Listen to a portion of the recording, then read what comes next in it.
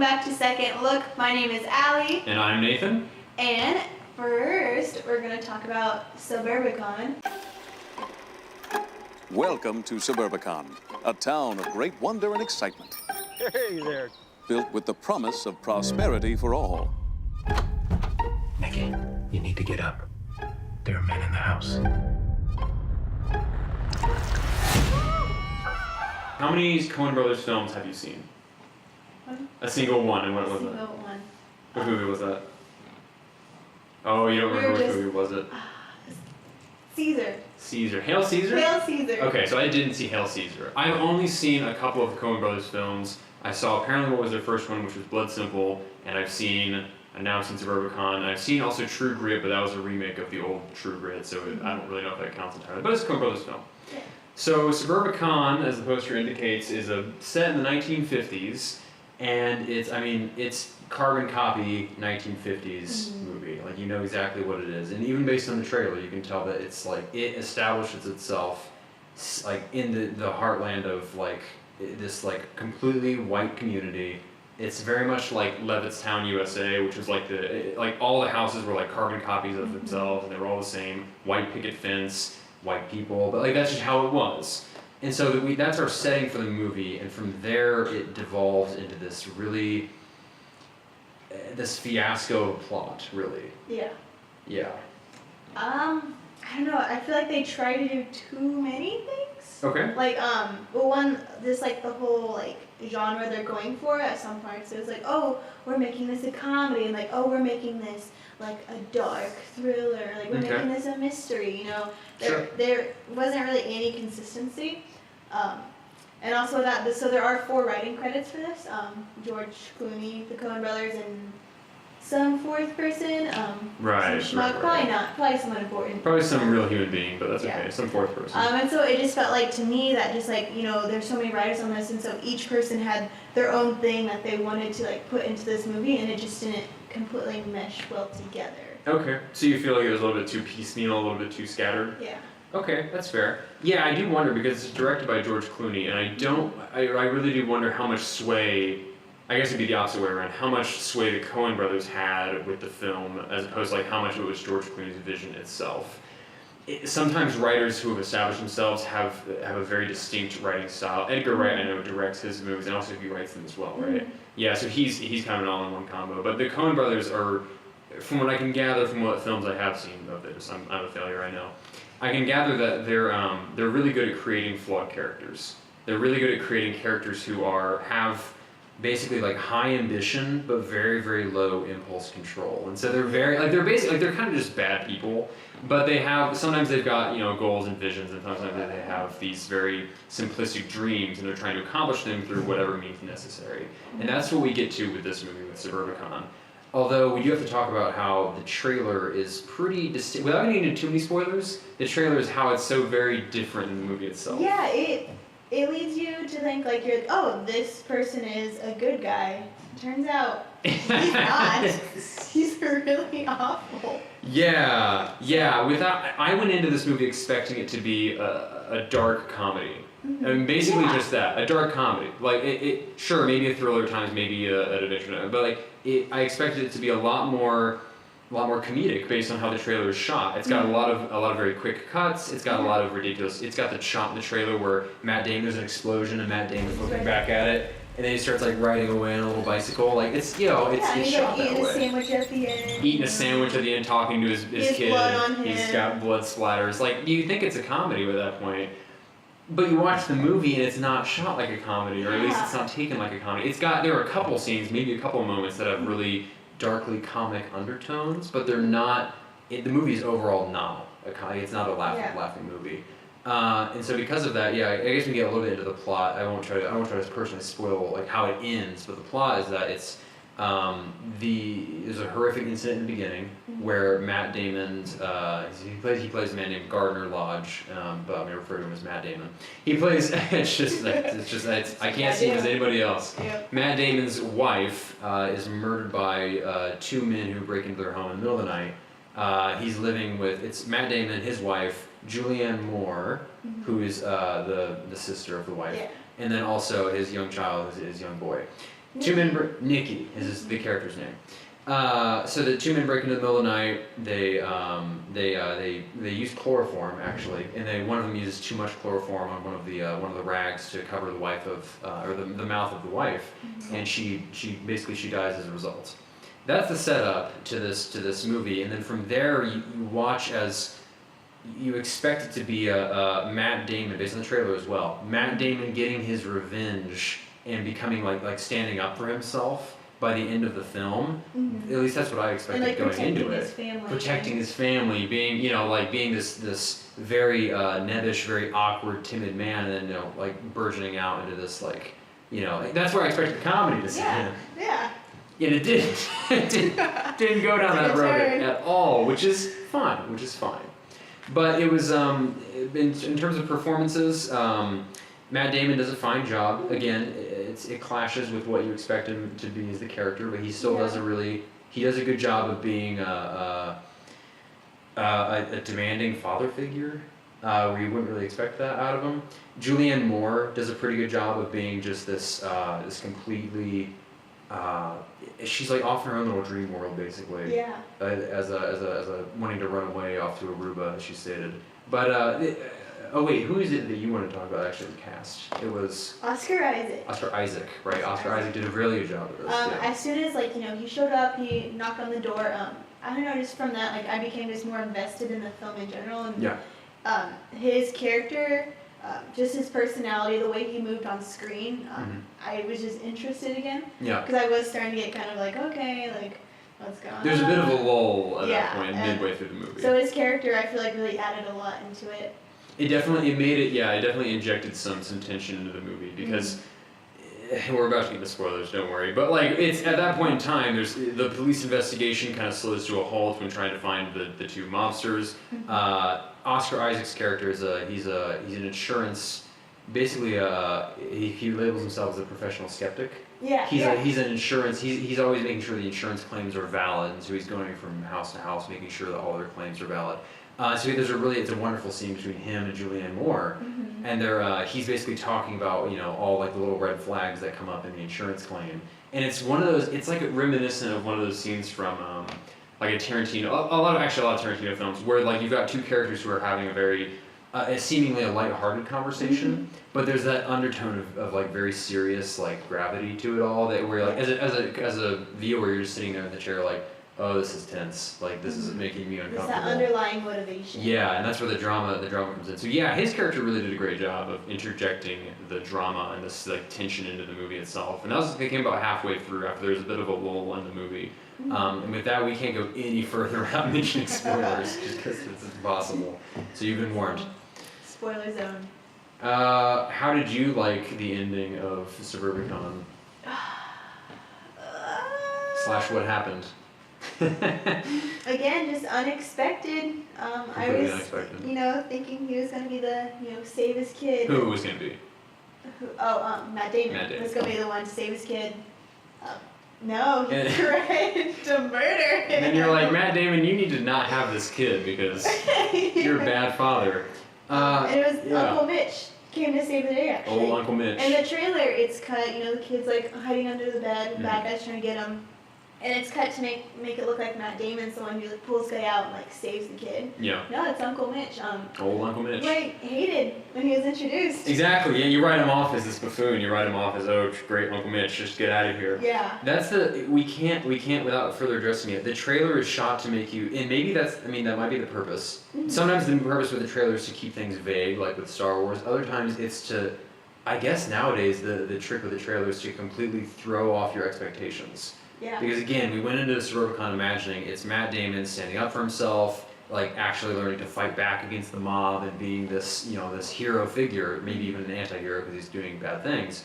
But that's not at all what it is. The film is basically a couple of bad people, very high ambition, low impulse control people who have their own goals and expectations and are trying to accomplish those goals through shady business practices. We find out that Matt Damon basically set up the hit on his own wife through the mob. After not paying off the mob, He's trying to get money to pay off the mob, or at least to run away through an insurance fraud scam, so that if his wife died, he'd get the insurance money. That's like a classic like trope when it comes to schemes. But so that's the goal. That's the plan. And he and Julianne Moore, initially his wife's sister, they're gonna run away together off to Aruba. So they're bad people. Like they're not great people. But it's just so it throws you off. And then Oscar Isaac comes in not as you think he's a member of the mob from the trailer. He's not. Again, he's just an insurance, basically a scam checker.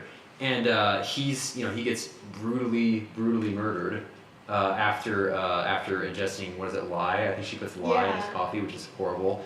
But he gets brutally murdered, and then it all just it just scales, like completely falls apart from there. It just completely falls apart, and it was interesting. I think it's the important thing to know is that it kept me engaged throughout, even if some of the ways they tied up loose ends was kind of unsatisfactory. For instance, one of the mobsters just gets hit out of nowhere by a fire truck. Yeah, and they kind of I can't think of the word. They foreshadowed it. They kind of foreshadowed and queued that up earlier. Yeah. When Matt Damon is driving a fire truck went by.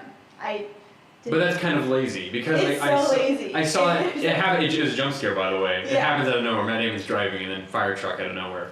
But like that happens, and I was like, oh, and I thought, okay, so that's got a point, right? Like that's gonna come back later. And then it happened, and I was just so disappointed because it's just such a Deus Ex Machina of, oh look, here's the mobster. Like, Matt Damon's pedaling as fast as he can. The mobster's like yelling at him, like, you're gonna give us that money.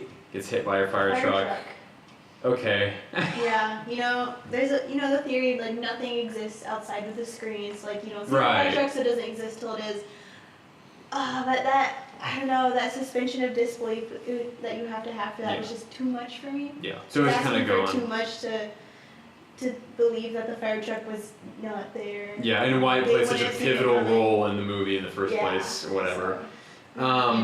Yeah, that was just kind of odd. But I enjoyed how it ended like towards the very end of it with again Uncle Mitch, Savior Uncle Mitch comes in and saves the little boy from the mobster, and then it's delightful seeing all the characters in their twisted ways as they try to basically screw over or handle these other people coming into the equation, and then watching how it gets turned on its head or inverted. So Julianne Moore makes a poisoned PB&J sandwich with poisoned milk. She just loads it up. She just smashes all these I'm not even sure amphetamines or something. She just smashes them up and then puts a whole heap of it onto a sandwich and then into milk. Tries to feed it to the kid. Tries to feed it to her child. Gosh. Kid's not buying it. The kid's like, no. But then once it all escalates out of control, she gets offed by a mobster, and the mobster gets offed by Mitch. Mitch dies through wounds. So it's it's a fiasco. It just spirals out of control. And then Matt Damon finally comes home and has the serious man-to-son talk with his kid. Talks about what it means to take care of the family, and he's just sitting there munching on this sandwich and drinking the milk. And as an audience member, you're just like, oh, awesome, great. So that was, I liked that. I liked how the people, I liked how all these flawed characters had very flawed, bad ways of going about doing things, of how to solve their problems, and then it upended itself, and it came back to either, screw over somebody else or themselves or some way like that. That, I think, was the best part about the film, was this outlandish, ridiculous, these flawed characters who all had this complex web of relationships as it all fell to pieces. That, I think, was the strong point of the movie. Mm-hmm. I wanted to ask you about what you thought about basically the other half of the story, which was the race. The social commentary. The social commentary and the race portrayal. Just kind of like I said earlier, there were several writers on this, and so I feel like that was just one of the writers just really wanted this, and so it kind of got in there. Racism, it's bad. Yeah. It's bad. Agreed. Yeah. I just don't know how I feel about it, being in this movie. Yeah. Yeah. They kind of tied it up at the very, very end with the kid. Yeah. But then if that's what it is, because by the end of the film, obviously just the kid's still alive, and he goes out to play catch with the little black boy who lives directly across from him, and the black family's been completely just ostracized and bullied and harassed over the entire movie. it doesn't make as much sense when you're trying to compare this fiasco plot with the racism portrayal, and you're trying to like piece it together and how it works. The only thing I could get out of it by the end was that basically adults are bad. Yeah, I was thinking like maybe it had something about like the innocence of childhood. Yeah, kind of something in there, like that. But also in the beginning, like he had to be asked to go play with the Exactly. other little boy. Yeah. So that's why I'm not completely sold on that yet. That's actually a really good point, yeah. Because I walked away too just thinking, oh, okay, guys, it's just the innocence of kids and, you know, they don't really see race or they don't see, you know, problems or whatever. But then it was just, you're right, 'cause yeah, like his mom had to ask him, oh, go play with that little boy over there. And he's like, I don't want to. The aunt, yes. So, yeah, a little bit, I felt that was a little bit disjointed, but I don't think that it completely ruined the movie for me. Yeah. I wouldn't call it, it's not a bad movie by any stretch of means. I don't know, because I'm just too ignorant, I don't know how it compares and stacks up to other Coen Brothers films. I would like someone to give me a good talking to about where it ranks in the other Coen Brothers films. Yeah. But I would call it, I mean, I was engaged. I enjoyed watching all of these flawed characters act, and so it was engaging in that regard. Maybe a little bit too long. It's only like 2 hours, I want to say. I think so. Something like that. It seemed a little bit longer because there's a lot of slow shots. There's a couple of slow scenes, but when the couple of moments where it does work as a lot of flawed characters doing flawed things, that I think is where it shines through. Mm-hmm.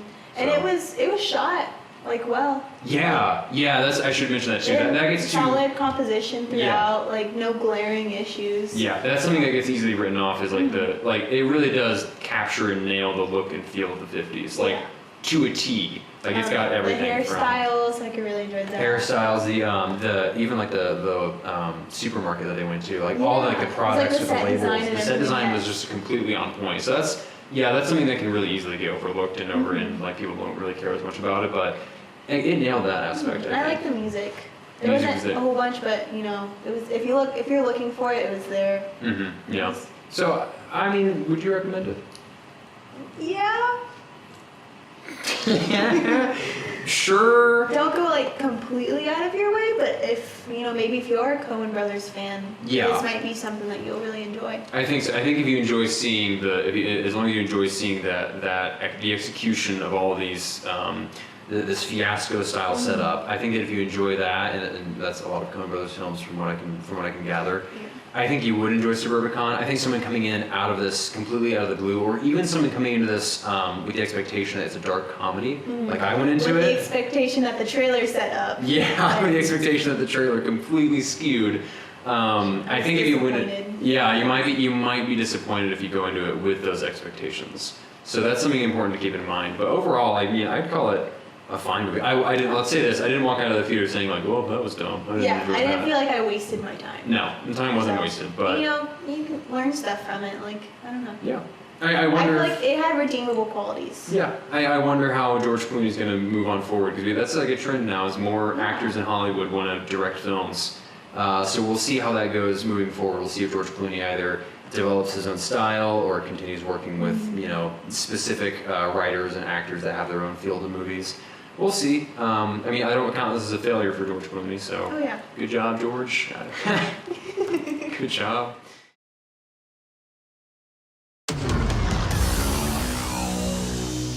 So much has happened since I last saw you. I lost my hammer, like yesterday, so that's still pretty fresh. And then I went on a journey of self-discovery, where I met you.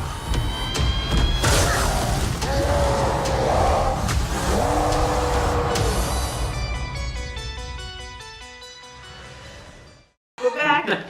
We should talk about Suburbicon. Man, now for the big one of the night. I'm so excited. I'm so excited. I'm speaking over you. I'm tripping over my own words. So Thor Ragnarok. What do you want to say about Thor Ragnarok? I liked it. Okay. I did too. So I really liked it. Yeah. Yeah. It's the latest. Thor Ragnarok is the latest addition into the, at this point, massive Marvel Cinematic Universe, the MCU. We'll talk at the very end of the review about what that means if you're fresh or new to the MCU, or if you've been a long-time veteran and you know exactly what all the end credits are for every single Marvel film ever.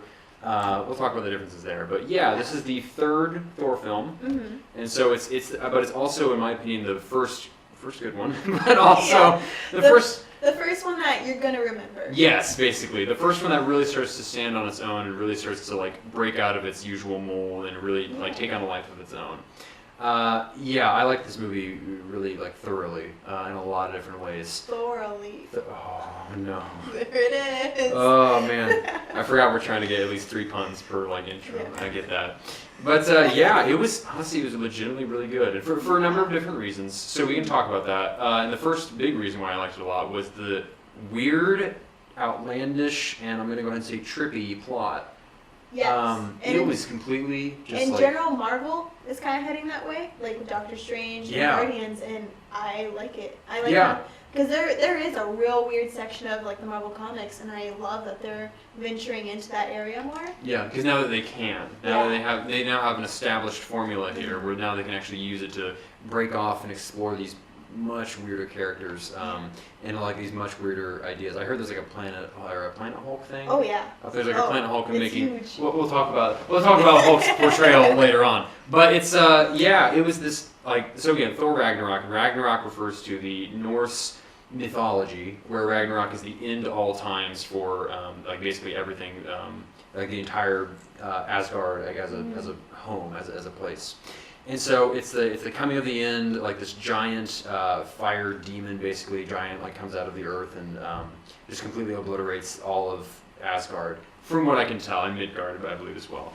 I'm not an expert in Norse mythology. Same. I think that I'd be interested to talk to somebody who would then talk to me about how Marvel portrayed it and if they liked it or not. Someone who is a self-proclaimed expert in Norse mythology. This is a mutual friend of ours? Yeah, it is. Okay, yeah, never mind. Because I think I talked to him about that. Yeah, He was. I think he enjoyed it. Yeah. He enjoyed the movie. Well, he likes every movie. Yeah. But the way like Ragnarok was portrayed, he said wasn't completely accurate. They changed a lot. Okay. But as someone who doesn't know a lot about North. But does it matter? Yeah, like, I don't know. I was pretty satisfied. Yeah, because it's so odd. Again, from the past 2 Thor films, you've only gotten that Asgard is this other mystical land. It's where Thor comes from, and Loki, his brother. It's where they come from, and other than that, that's about it. I think of it as like Sovngarde, like from Skyrim. Okay, sure, yeah. It's You're kind of a nerd, nice, you can do that. perfectly. Yeah, absolutely. But I don't know yes, it's how very much accurate like that is, but- it's. I honestly probably very accurate. But it's like this complete other world, and it's got its own its own group of people, and it's this. Before it was never really established as like a home. Well, it was established as a home world, but not really as like a living, breathing place. And this time it was. Yeah. Now they've got more than just the rainbow bridge that extends from this giant telescope into the city itself. The city has a personality. The city has a personality. It's got It's some actual. It's characteristics very now. like Greek, or well, I guess it'd be Norse again, but it's got very that old ancient feel to it. Yeah. Yeah, really extremely enjoyable. Again, in the plot, by the way, Ragnarok, it's not just them trying to actually stop the end-all, be-all, end of the world. It's them like traveling across the galaxy to this other weird planet. This I can't remember the name of it. Katarn? I'm not sure. I can't remember Something like either. that. It's a Something like shame, Katarn. 'cause it's cool. It is cool. It's yeah. really neat. It's really, really wonderful. They go. They travel through different reasons. They travel to this other world. Jeff Goldblum plays the Grandmaster, Grandmaster. who is this a cult-like figure who like runs this Coliseum as he has all these different champions come in and duke it out in the Coliseum, like for the entire like population to watch and spectate. And it's just, if this sounds weird already, like it's because it is. But it revels in that weirdness, and it owns that weirdness, and that makes it enjoyable. It makes it its own. Yeah, it really makes it like a unique film as opposed to the other 2. And honestly, I would go on to say other Marvel films in general, but that's my own personal beef with those. We can talk about the actual characters themselves, talk about how Chris Hemsworth and Tom Hiddleston did. Fantastic. Yeah. Always. Always. Always. That's just something like Marvel's just always been like top notch on. It's just casting. Yeah. They're the same actors who played the characters in other films. I don't know. I thought Chris Hemsworth actually came out of his shell more with these. Again, I went into this movie thinking Thor is, if not my least favorite Avenger and superhero. I was always like bored by him. I was like, oh, He's down there. He's a god. Yeah, he makes a lot of oh, I drink a lot of beer jokes, and it's like, okay, that's Thor. But this time, he came out of his shell more. He's a lot more funny. He's more charismatic. A lot more charismatic. Just more to him now. Yeah, so he actually has more dimension to him. And Loki, his brother, who plays the trickster god Loki, he's got more. He's got some more depth to him as well. He's still same old Loki, but he's also very. There's some more like tension. They talk more about their actual relationship and like why Thor's just like sick and tired of all of Loki's games at this point, which is pretty funny. But something that came out shining for me actually was the Hulk. Yeah, I loved it. Exactly, yeah. Something I wasn't really expecting was to like the Hulk that much. Yeah. I think what Marvel figured out was that, and we'll see going forward in the future how this works out, but I think they figured out that Hulk is best used as a secondary side character who's got a lot of comedic value. Like he's a funny man, and like that's what he does best. You watch the Hulk to see him Hulk smash, and you watch him to make actually kind of funny jokes because he plays a pretty good like comedic bit. I thought that the banter between him and Thor was actually like some of the funniest stuff in the movie. We're the same, you and I. Just a couple of hot-headed fools. Yeah, same. Hulk like fire, Thor like water. Well, kind of both like fire. But Hulk like raging fire, Thor like smoldering fire. There's a It's line really where unexpected. Unexpectedly, it's so funny, again, you know, yeah. the God of Thunder and the whole this giant massive guy green, just having this like light banter. Yeah, but like just talking the idea about of it's comedic. Yeah, it was just like it's just the writing was just really on point. Like Yeah. Hulk says that Thor's got little baby arms, and then Thor gets like really mad and like more upset about it than he should. And it's just like it was shockingly really good. They like felt relatable. Yeah, the interplay between Yeah. them. Like actually, Thor's talking about which version of the Hulk he prefers, more the Hulk versus Bruce. And every single time, like he's like whenever switches to the other person, he's always like, no, I absolutely, I like you more. This is the you I like. It's honestly wonderful, and it does a really good job of all of the cast does a really good job of just interplaying between each other, and like this actual like the dynamics between all the different characters. Ozzy wanted to mention that. I don't want to spoil it. I think Cate Blanchett, who plays the antagonist, Hela, the goddess of death. She does a fine job. She's just kind of there, but she does a fine job as a villain. Yeah. She's powerful and very domineering and very cold, but she does a fine job. So that'd be probably the weaker part. Stick out to me, like kind of like her kind of side arc with her in that bald man. Can't remember his name. But it was like her. What about Odin? No, her like new henchman. Oh, Yeah. Scourge or something like that. That's Scourge, it. Like yeah. Every time it like kept going to them, I was like, I just want to get back to Thor and Hulk. That's true. Yeah, that was kind of a little bit weaker. It was it's still, but regardless, that doesn't bring it down. I wouldn't say that. Yeah, it definitely doesn't like. I'm not saying like weak Marvel villain. Marvel's got a bit of a history with doing kind of weaker villains, but if they make up for it in terms of better writing and better plot and better basically anything else, it definitely overpowers it and like it minimizes like kind of a meh villain. I thought that man, like there's so much in this movie that was good, and like even like the writing was just like the important thing about Marvel is that they're obviously the more lighthearted of the universes, I'll say, when it comes to movies. DC always tries to go a bit darker, although they're trying to bring it back now. They're trying to make it more lighthearted. They're trying so hard, but Marvel's got the whole funny bit, like the whole comedic bit. They've got it down pat. And so that can work one of two ways. It usually means that they're not as emotional as films go.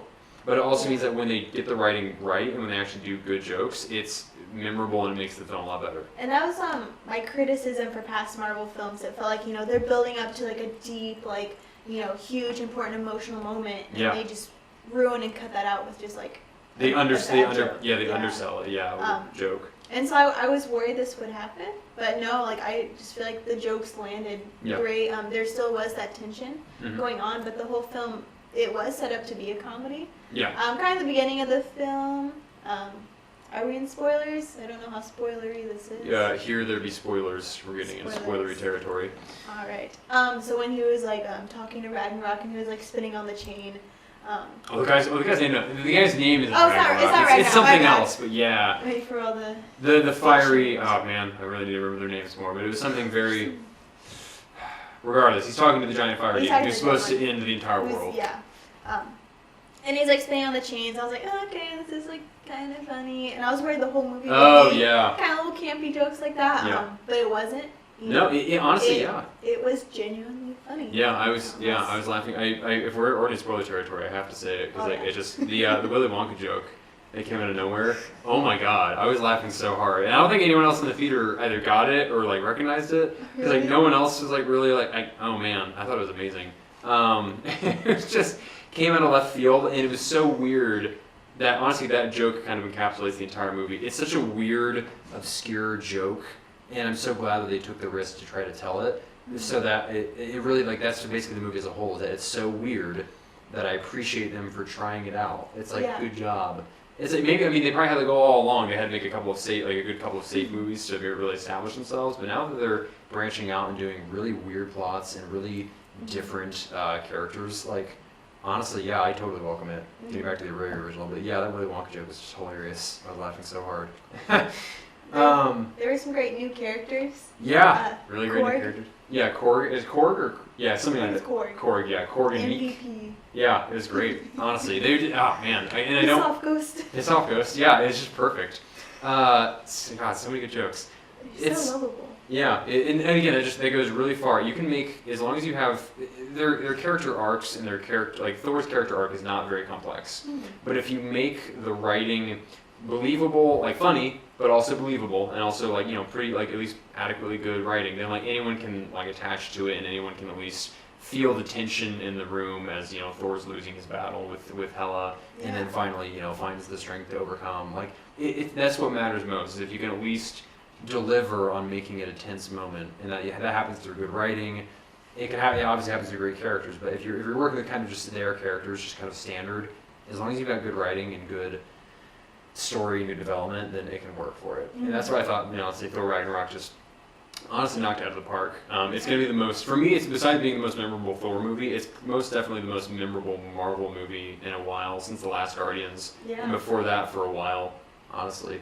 I thought Doctor Strange was okay, but yeah. So, Thor Ragnarok so far, like, I completely welcome and advocate that everyone go see it. I applaud like all the new stuff that they're trying, getting more weird. This film, it was really colorful. Yeah. It was really colorful. Marvel, They usually try to make it more colorful. They're obviously much more colorful than DC. More Much DC, more than but like DC. like Avengers was still pretty like Just kind of there. desaturated. But they've really been stepping out with that. Like Doctor Strange, they did, and Guardians, they have. So Guardians, absolutely, yeah. It's seeing all those beautiful colors on the screen. Makes it more like a comic book. Yeah. Yeah, makes it actually delivers on being. I'm glad they're moving more towards that direction. Yeah. And the set, it's great. It was very colorful. Yeah. Although So, obviously when they're working with Asgard, it has to be a green screen or a green room Oh, of some yeah, sort. they're- But yeah. they still made sure to make it like an actual like a really pretty established thing. And we got to talk about. Sorry, if we're in spoiler territories, we have to talk about how again with the trailers, they edited a trailer to make it so that Thor had two eyes. Do you Wait. remember that? I Yes. Because he jumps onto the bridge and there's that line delivery in the trailer where she says, "What were you the god of again?" And then he Yeah. smashes onto the bridge and he's got lightning bolts arcing all around him. He's got two blue eyes. And then you watch the movie and you're like, "Hey, wait a second. He's missing something. Hold on. Yeah. Oh, Can I not trust trailers at all anymore?" We can't because a big thing, people like stop watching trailers because of spoilers. But I guess now They're just covering it Trailers for are you. Don't just- worry. making it. They got it. They got the completely trailer different. game on point now. Yeah, it's shocking. How do you even think about that? Yeah, that's immediately what I thought about. So that same shot happened, and I was like, "What is happening?" Yeah. Oh, I need to go back and rewatch that. And that was interesting. It's always interesting to see a character become, the word for it is mutilated, honestly. But like, it's to see them lose a physical part of themselves, and then like that usually shows them how they start to develop mentally, Yeah. emotionally. There's that also like a pretty good scene. Thor's getting beat up by Hela, and then he goes through like a trip through his mind. Basically, he just has like a flashback to Odin, who says like even when you had two eyes, you still only saw half the picture. And he's like, "Oh, I get it now." He's half blind but can see the whole picture now. But it was still, again, and again, even as simple of a character arc, a character development like that works when you have a well-established story, plot, and other characters as well. It just works, even if the writing isn't like the most complex, or even if the arc isn't that complex. It still works. It still does its job. And when Thor comes crashing down onto the Rainbow Bridge to the sounds of Led Zeppelin, like it's pretty cool. It's pretty cool. I can't great. say it's not cool. Yeah. So. Yeah, I thoroughly enjoyed it. Yeah, I recommend everybody. Yeah, that's important. That's important. Yeah, if it's Even if you haven't been like completely caught up with all like the cinematic universe, I still think you could follow along very easily. Yeah. They do reference like when Banner is like talking to Thor and he's like, and Banner's like, oh, like what about the town, like, and all this stuff. Oh, like, right. What was everything that Sokovia? happened with Sokovia, like, is the town okay? Like, and asking about stuff that happened in Ultron. Right. And so you're gonna kind of miss out on those if you haven't seen everything, of course, but. Those are more I like don't think Easter it eggs. passed It's that, almost yeah. like Easter eggs for the fans who've stuck So around definitely, that if you long. haven't seen the others, Don't be worried about it. yeah, go watch Thor anyway. Yeah, I went in having seen the first one a long time ago. Did not see Thor 2: The Dark World, I which apparently was. can't remember any of it. Can't remember any of it. Nothing's memorable. Nothing's so memorable. much memorable about this one. Yeah, this one definitely knocked it out of the park. It was, if Marvel films start to go on this new path of just weird and unique for like their entirety, like the rest of their film universe, I won't get bored as fast as I think I would. So. And there's like a lot of talk about like kind of the lull of Marvel, like people are starting to get tired Superhero of fatigue, films. yeah. Yeah, superhero fatigue, that's it. I think this is, this direction's gonna... It's a breath of fresh air. It is, and if they continue with this, I don't think we're gonna hear about the superhero fatigue as much. Yeah, it'll be definitely. I mean, it's inevitable that it'll happen. Oh yeah. Like Ragnarok itself, but it'll be it'll be very, it'll be interesting to see how much longer it'll get off. But again, I really do. I'm interested to see the different phases that Marvel has, and I want to see them get really. I want to see them take a lot of risks and just get really, really weird with it. Yeah. Yeah. I'm excited. I'm excited too. Yeah. Go see Thor Ragnarok. Go see it. It's really good.